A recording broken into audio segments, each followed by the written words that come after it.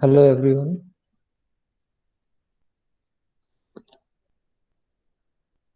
So in the last class we were discussing this problem. How many of you got this result? Pressure as a function of XYZ.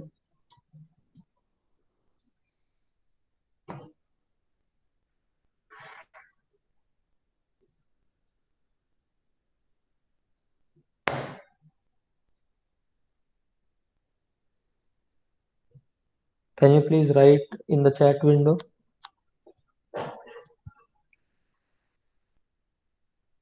We were just one step away from the final answer, one or two steps. If any one of you have solved this, can you please write?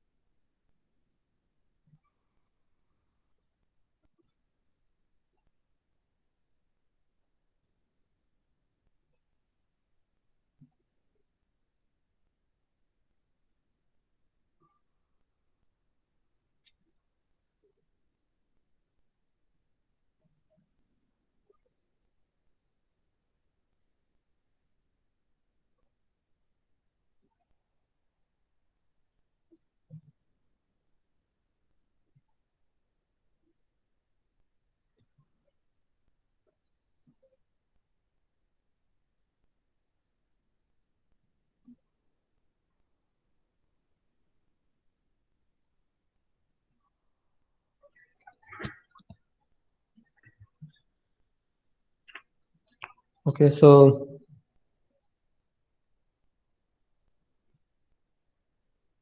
we needed to find out F, G and H from these three equations that we have.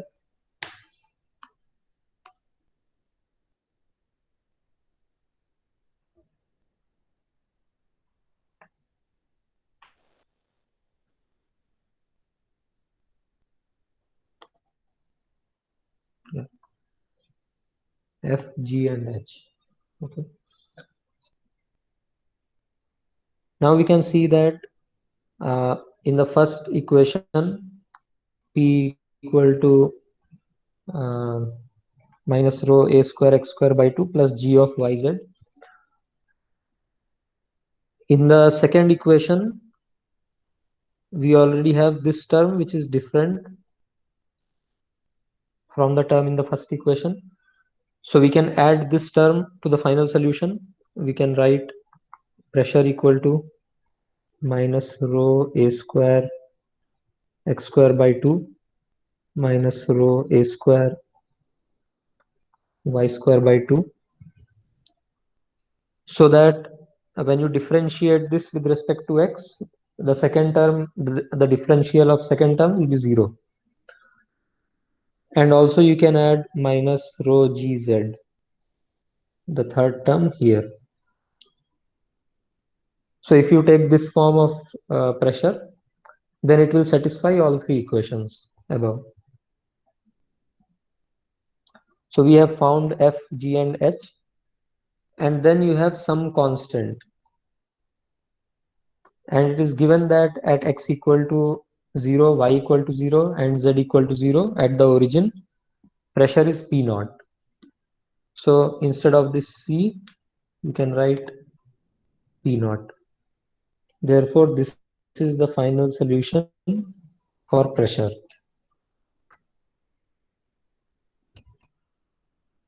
All right. Now this was Bernoulli's equation. Now we'll go to some practical applications of Bernoulli equation, where um, where actually friction is there, there is viscous flow, such as flow in pipelines, flow of water, even flow of water, there is viscous dissipation. So you don't actually get this equality that P1 by rho g plus V1 square by 2g. Let me write this here. So if there is a pipe, let's say, this is point number 1. So pressure is P1 here, velocity is V1, and height is Z1. This is point number 2. And these are the pressure, velocity, and Z value at that point. So if we divide by rho g on both the sides of the Bernoulli equation, still this is called Bernoulli's equation.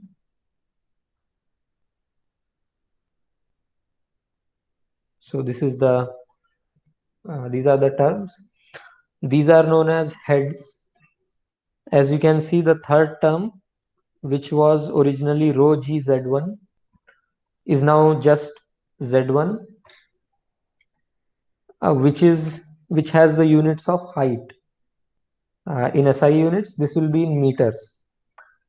Similarly, the second term, V1 square by 2g, for dimensional consistency, this will also be in units of length.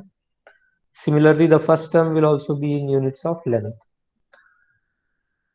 So we have converted these pressures. This is, as we discussed, this was static pressure, and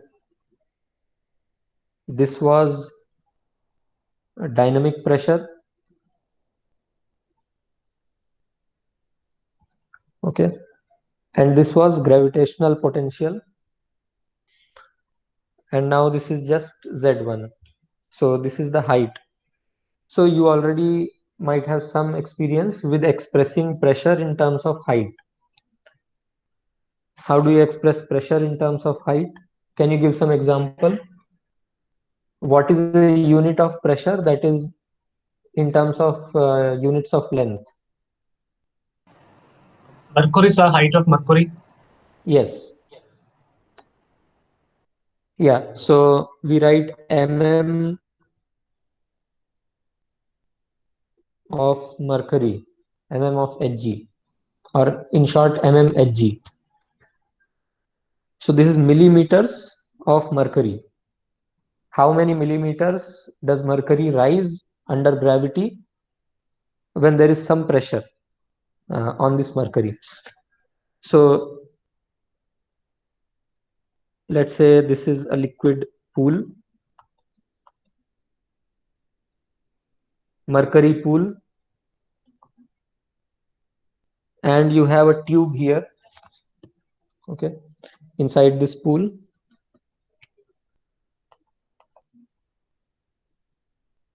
And there is a bulb there at the top where the pressure is maintained. Let's say this pressure is some P naught, and let's say originally the pressure outside is P naught. So outside the bulb and inside the bulb pressure is same. In that case, this height will be 0. Okay, the rise of mercury in this column will be 0. So let us call it some H. Now let's say we increase the pressure outside plus some delta P, and inside pressure is still P naught. Then what will happen is that this mercury inside the tube will rise to some height H. Okay, and that's how you can express pressure on this pool, pressure acting on this pool in terms of height of mercury. Okay, so all these terms, all these three terms are known as heads.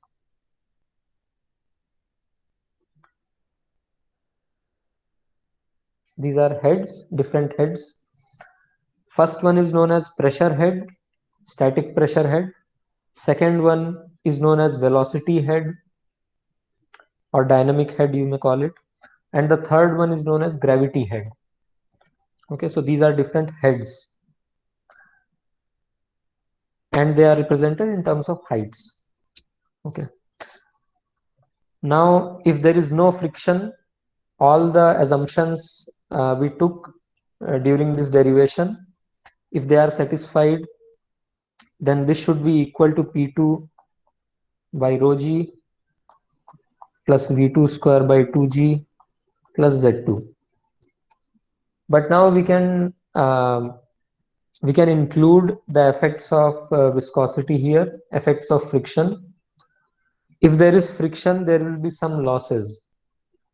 Some head will be dissipated, will be lost as the fluid travels from the first point to the second point. Okay, so let us call that frictional loss or frictional head, HF. So this is a loss which occurred during the transport of this fluid from point 1 to point 2.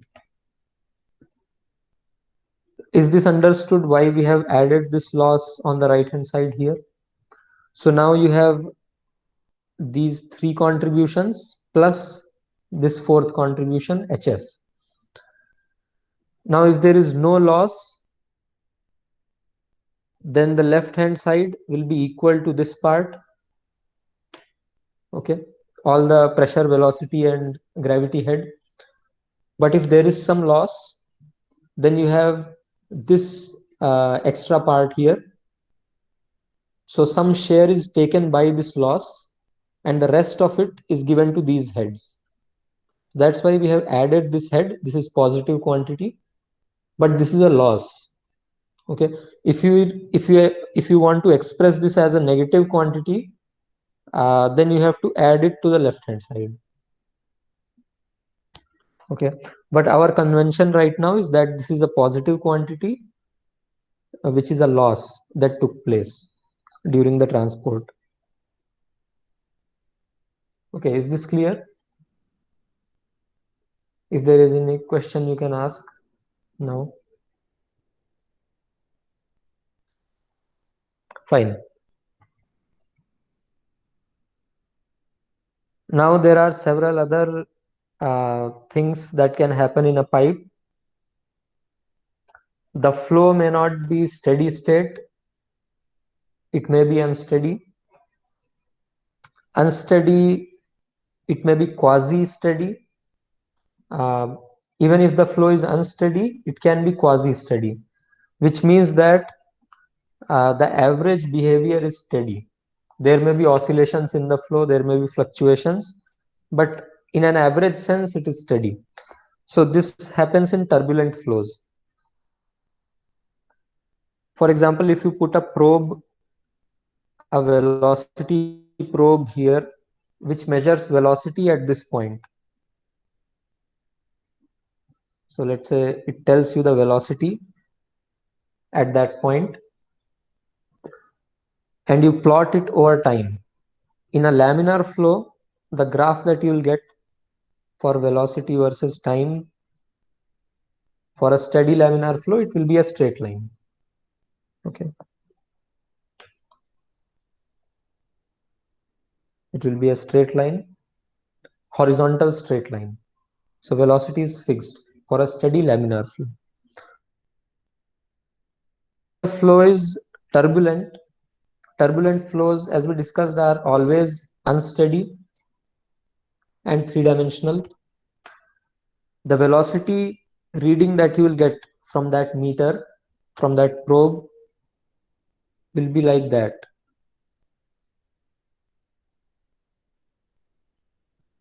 Okay, it will be unsteady, but in an average sense, if you take uh, a window like that and average velocity over there, in that sense you will get some steady velocity. If you take and get the velocity for each of these windows, the average velocity, you will get a steady profile. Okay, So this is what we mean by quasi-steady.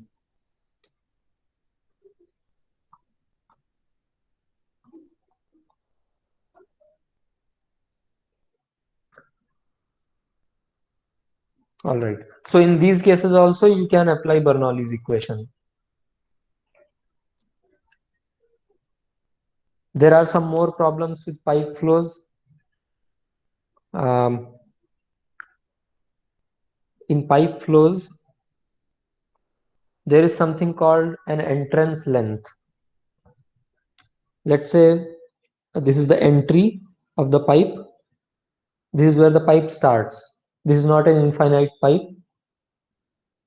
And let's say there is some uniform flow here with velocity capital U. As soon as it touches the pipe, the entrance of the pipe, at this circumference of the pipe,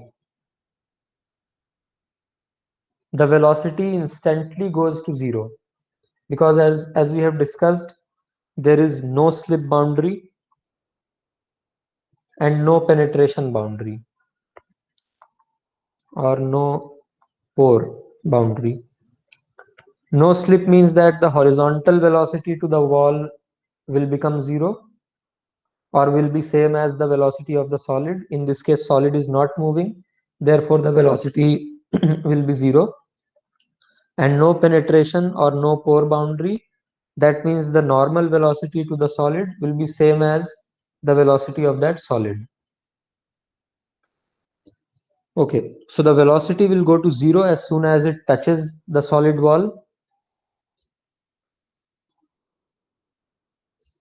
So if you plot the velocity profile here just after it enters uh, the pipe, instead of being uniform like we have plotted here, it will be zero here at the walls,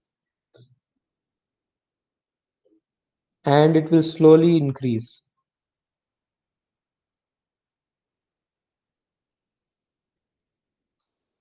Okay, the center line velocity will remain as it is. Well, it will be slightly different, but we'll see that later on. Okay, you'll get a velocity profile like this. Maybe we have discussed this before also. And then slowly the effect of wall will be seen traveling towards the center of the pipe. So as you go further downstream,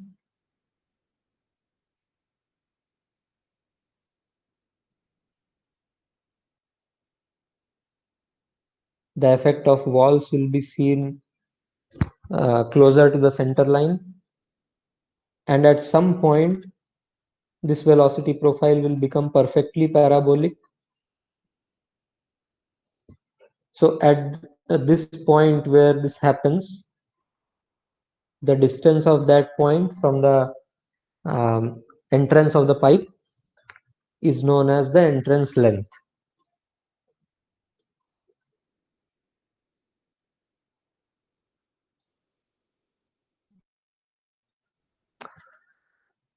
And for laminar flows, this is a function of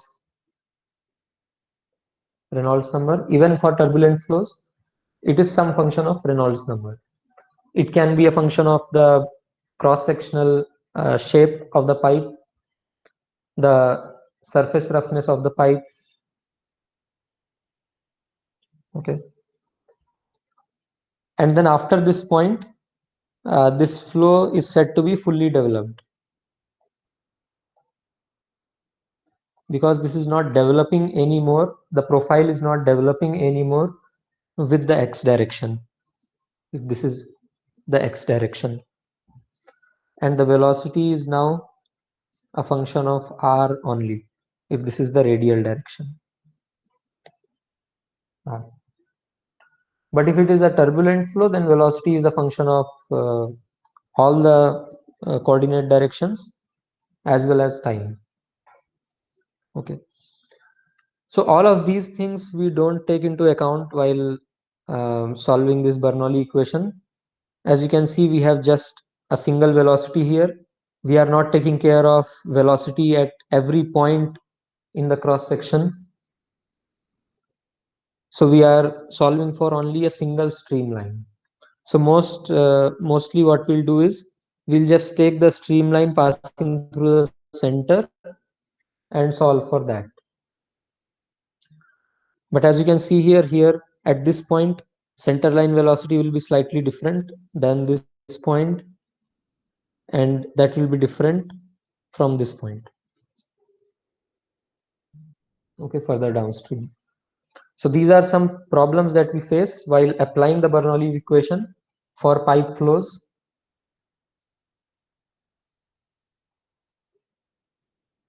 Okay, but how to circumvent these problems, we'll also discuss that. How to approximate um, pipe flow while we apply Bernoulli's equation. Okay, now this HF that we discussed here, let me go back here. For circular pipes, for ducts of circular cross section, experimentally it has been seen that for laminar flows, HF is some constant F times the length of the pipe divided by diameter of the pipe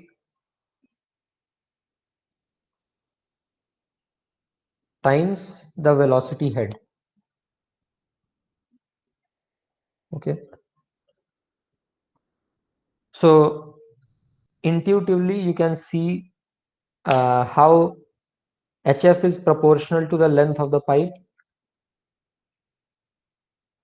The longer the fluid particle has to travel, the more the dissipation will be, the more loss there will be, and the larger the cross sectional area is, the lesser will be the dissipation. So if the pipe diameter is very big, you have more fluid flowing in the center, in the central region, you have lesser wall per unit cross sectional area, therefore the losses will be less. Okay, and if the velocity is higher, there will be more loss, because losses are due to viscous forces, because of viscosity, which is something that happens when the fluid is in motion. Okay, so it is a factor of the kinetic energy of the fluid. So you can express it as some factor k times v square by 2g, where v square by 2g is the second term in the Bernoulli equation. And this factor f, which is a constant, which is also known as friction factor, this is a function of Reynolds number. Reynolds number generally defined based on diameter, epsilon by d. Epsilon is the surface roughness, height. If the pipe is rough, then shape of the duct.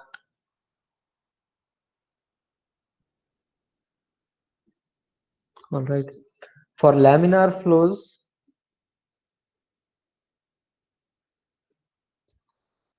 F is known to be 64 by Reynolds number, defined based on the diameter of the pipe.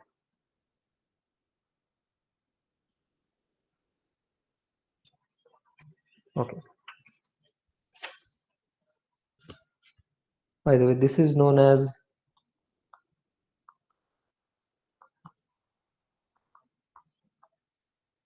Darcy-Weisbach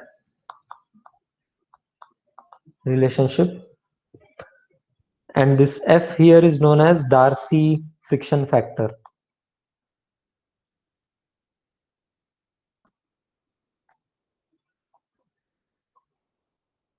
Is there any question?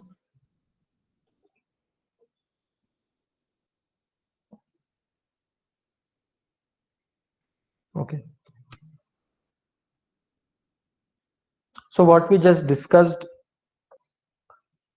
we discussed only one type of head loss here,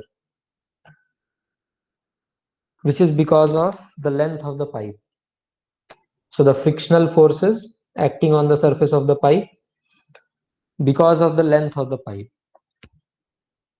Now there are some minor losses that also occur because of other things in pipe systems. This is one of the major losses. So mostly the loss is due to this length of the pipe.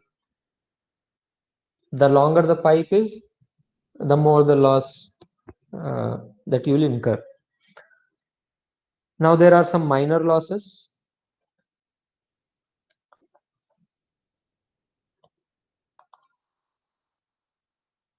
So one is pipe entrance or exit.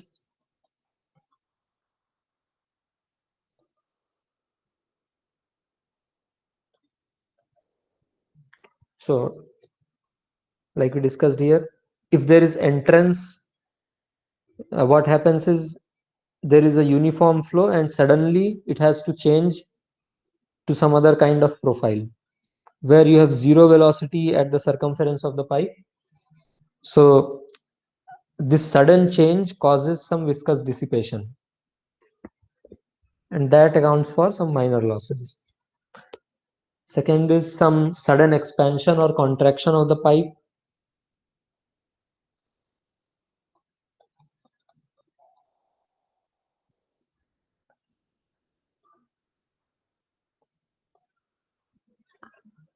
Then there may be bends in pipes, or there can be some fittings, such as there is a tap, there may be valves.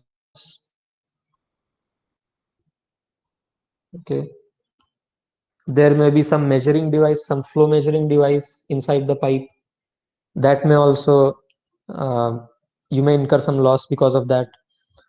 And also at the end we have gradual contractions, expansions.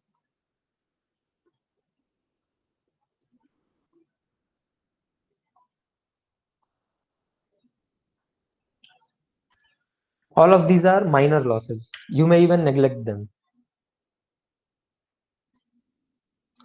And these losses are written as some factor k times v square by 2g.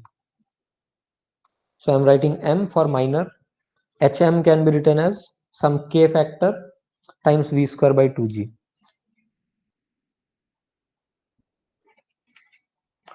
So now we'll discuss this k for some of these cases. If you have a sudden expansion, let's say,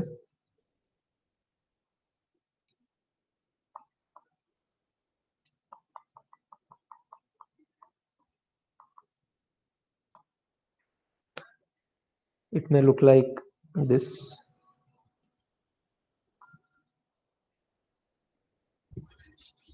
Let's say the entrance, the inlet diameter is small d and the outlet diameter is capital D. So before expansion and after expansion, these two are the diameters. And the velocity in the smaller section is capital V. The actual flow will look something like this. These will be the streamlines. Okay. And there may be some recirculation zone here.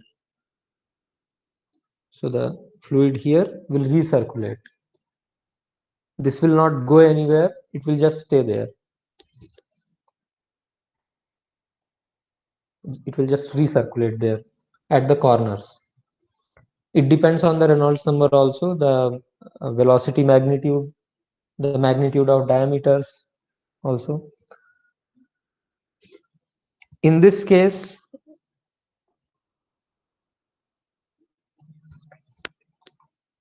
K for sudden expansion can be written as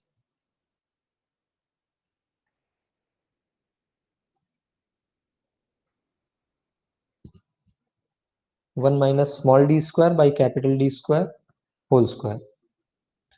Here you can see that if you put small d equal to capital D, this k will become 0.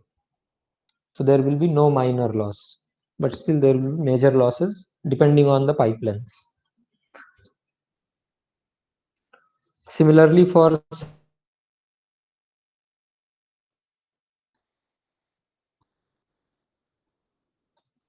contraction,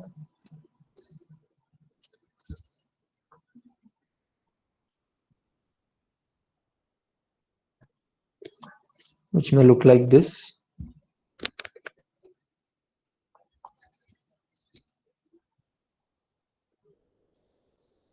And the velocity again we are taking in the smaller section is capital V here. Note that in both sudden expansion and contraction, the velocity that we are taking is in the smaller section. Okay.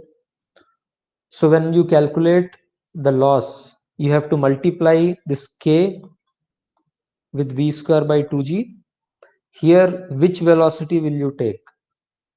So that is the velocity of the smaller section. Or in other words, you can say the maximum velocity of the two sections. That is the thumb rule.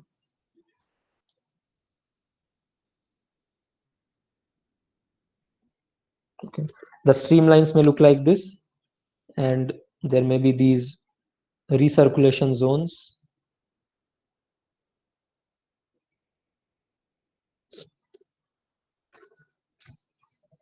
And in this case, K for sudden contraction. This is an approximate value. There is again some factor 0.42 here. All of this is for circular pipes. This is not for any other section. For other kinds of sections, these values will be different. 1 minus d square by capital D square. All right. So all of this you will find in the book also.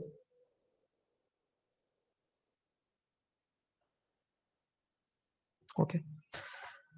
So if you are asked to calculate minor loss for any kind of pipe fitting, valve, or any sudden expansion, contraction, or anything, you should be given this value of K.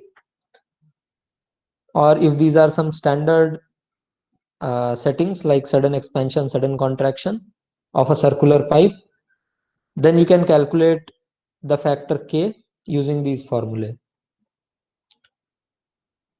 So if you know K, you can calculate the minor loss, HM. So finally, we can write the Bernoulli equation as P by rho g plus V square by 2g plus Z at the first section equal to P by rho g plus V square by 2g plus Z at some other section downstream of the flow plus the major loss because of the lengths of the pipes plus all the minor losses. Okay, so this is the final expression of Bernoulli equation for pipe flows when there are losses. This may not be even pipe flow, this may be some other kind of flow where you have some losses. Okay, is there any question in this part?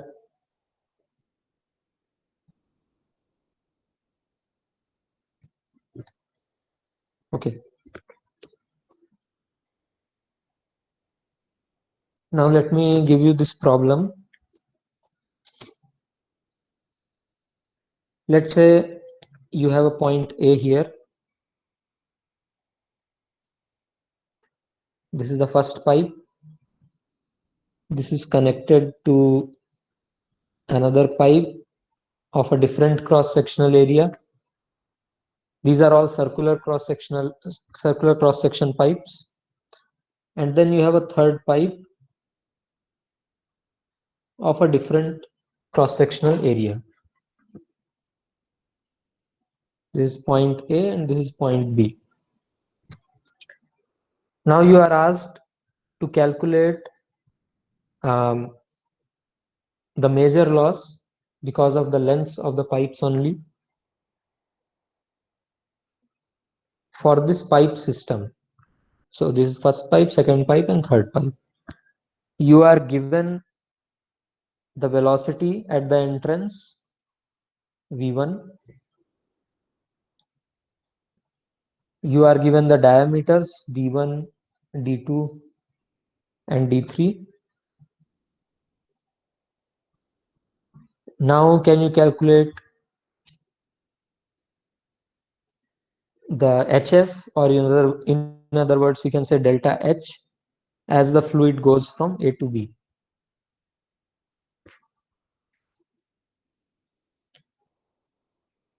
First of all, let's say you know delta H1, which is for the pipe 1, going from point capital A to point 2. Let's say this is point 3. So this is delta H1 to 2, and this is delta H2 to 3, and this is delta H3 to B. What will be the relationship between delta H A to B and delta H 1 to 2, 2 to 3, and 3 to B? Can you guess?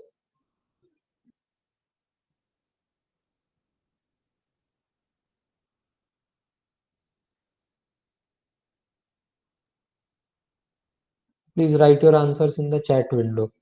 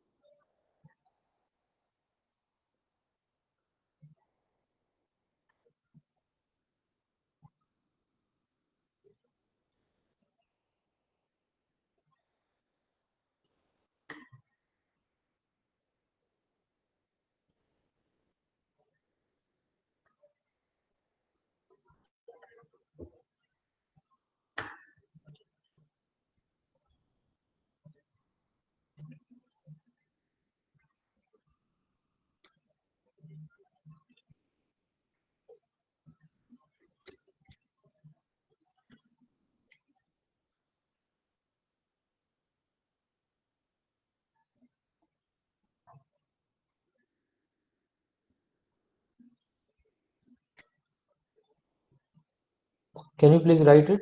You don't have to solve this right now, just write your intuition.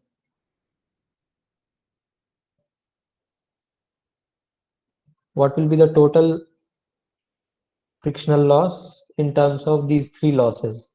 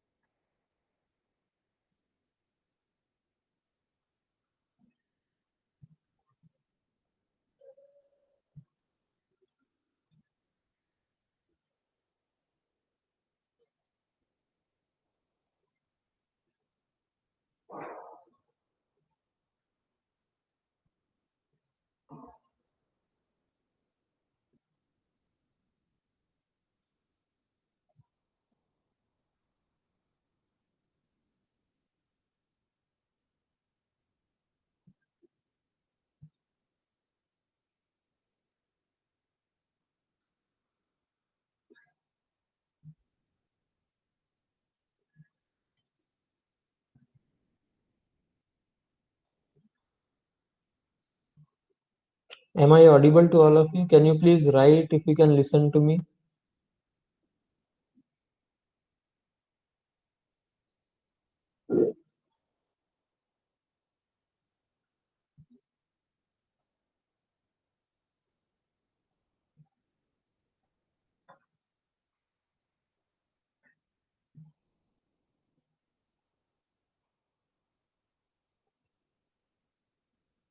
Okay.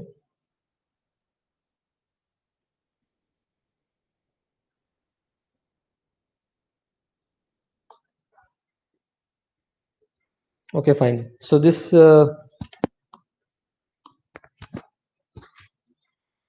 delta H for the entire pipe will be a sum of all these individual frictional losses, delta H1 2,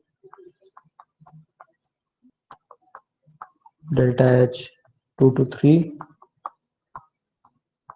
and 3 to B. And we can derive this by writing the Bernoulli's equation for the entire pipe as well as for these sections.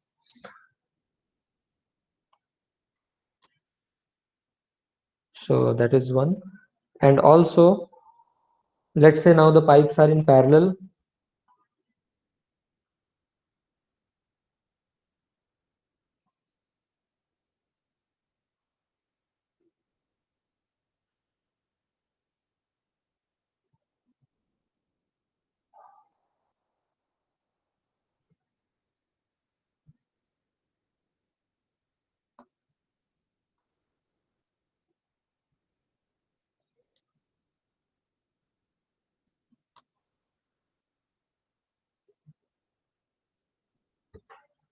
Okay, like this. So, and here also, let's say you are given D1, D2, D3. These are constant diameter pipes. And this is point A, and this is point B, where all three pipes meet.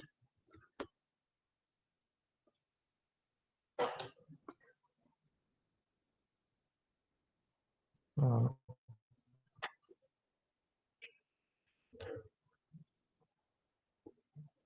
okay, I hope you can see this.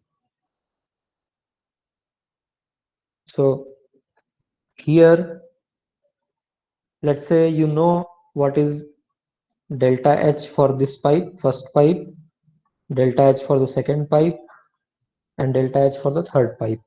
So what is the relationship between delta H A to B and delta H1, 2, and 3?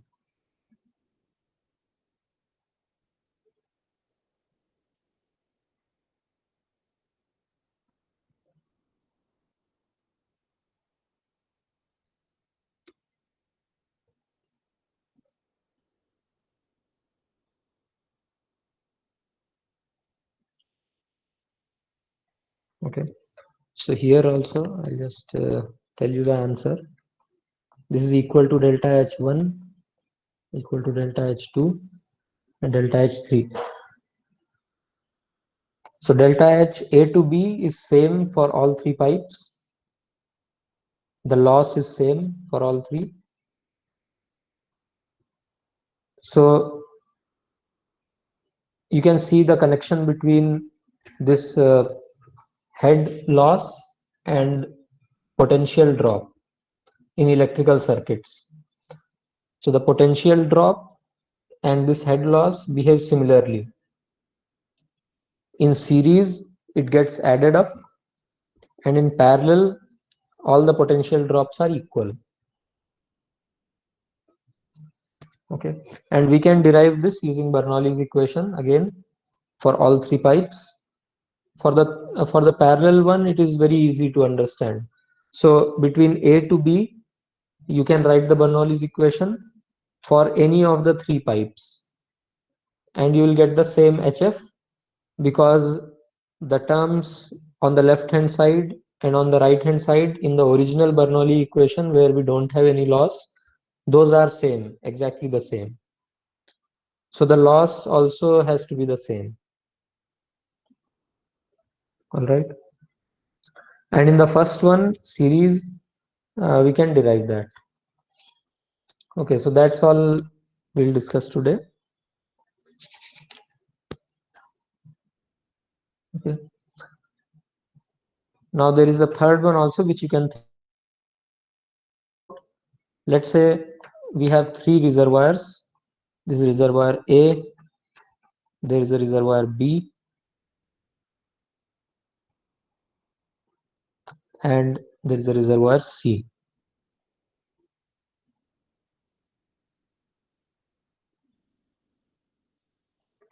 Okay.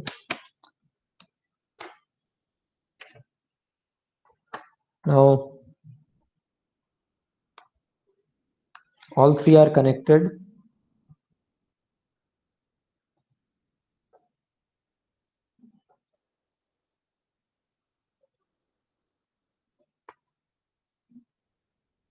Let's say like that. All three are connected, and this is the point J, which is the junction of all three.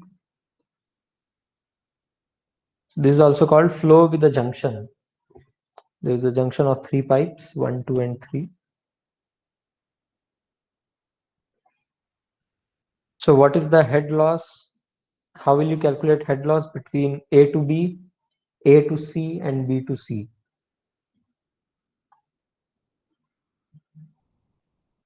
Okay. So this you can think about. Because here, as we discussed, we cannot directly apply Bernoulli equation at the center line, because it can only be applied for a single streamline. Here there is a divided streamline. Here you cannot apply Bernoulli equation between A to B directly, passing through the point J, because some flow is being diverted to C. So you will not get the correct solution if you do that. You can only apply Bernoulli equation from A to J, J to B, J to C. Okay. So we'll stop here. If there is any question, you can ask now.